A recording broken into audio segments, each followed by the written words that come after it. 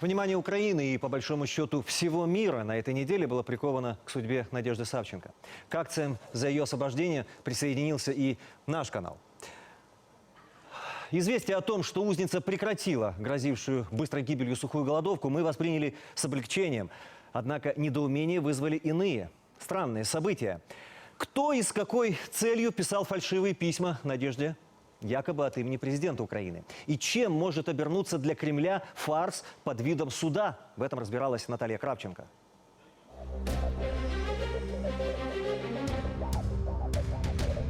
Ей в мае исполнится 35. Из них почти 2 года она в российской тюрьме. За это время ее сделали народным депутатом и дали звание Герой Украины.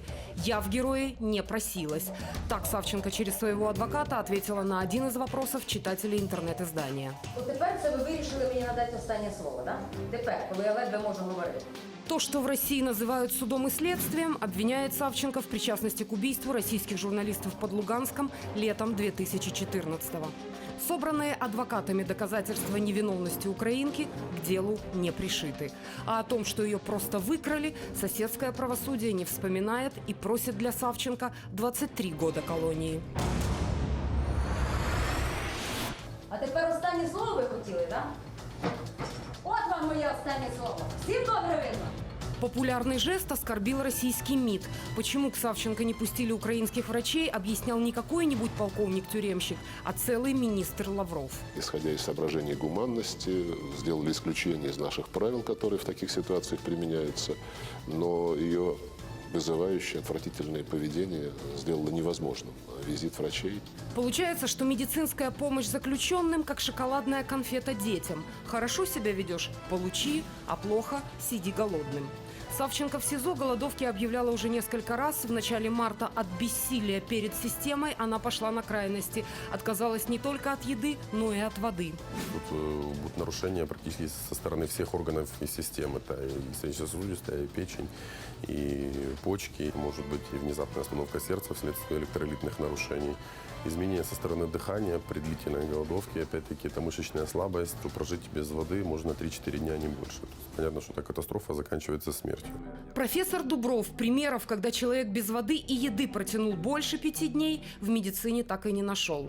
Дела у Савченко действительно были плохи. Она подошла к критическим срокам, когда фактически выбор был такой. Либо она пьет воду, либо ее начинают принудительно кормить. Она это знала.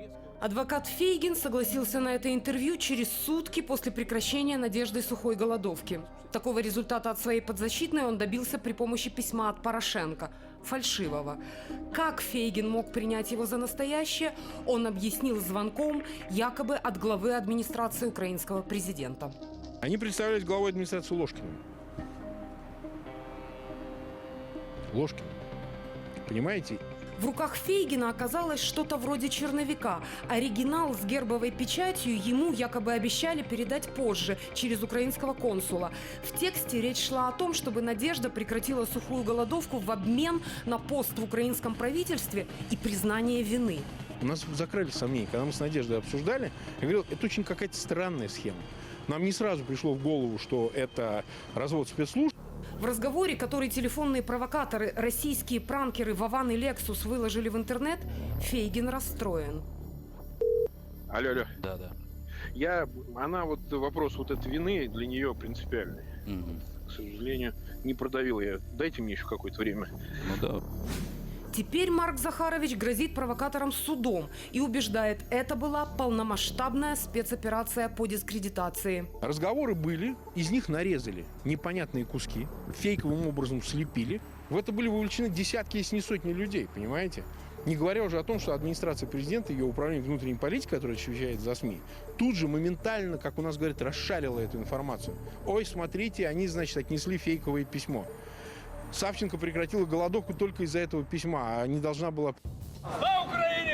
Тем временем практически по всему миру прокатилась волна акций в поддержку украинской заложницы. Порошенко выступил с заявлением об обмене Савченко.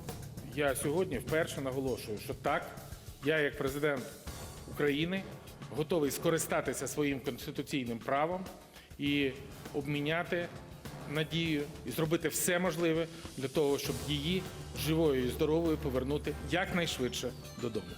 Из Кремля через представителей российского МИДа сообщили, вопрос о передаче Надежды Савченко Киеву не стоит на повестке дня до тех пор, пока суд не вынесет решение по ее делу.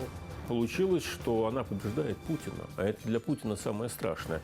Он мачо, он должен всех обыгрывать, всех должен побеждать. И вдруг какая-то деваха в вышиванке оказывается способной оказать ему сопротивление.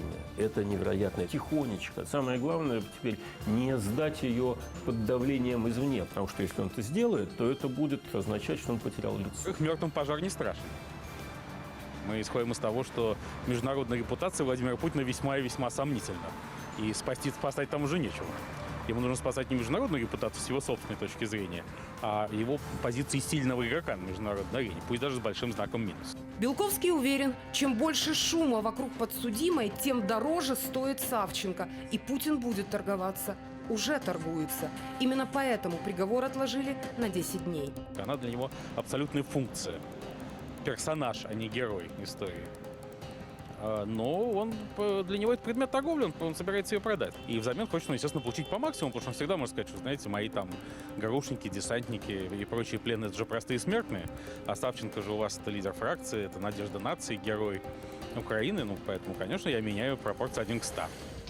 Приговор украинской заключенной российский суд обещает огласить 21 марта. Наталья Кравченко, Заряна Степаненко, Руслан Кузьков. События недели.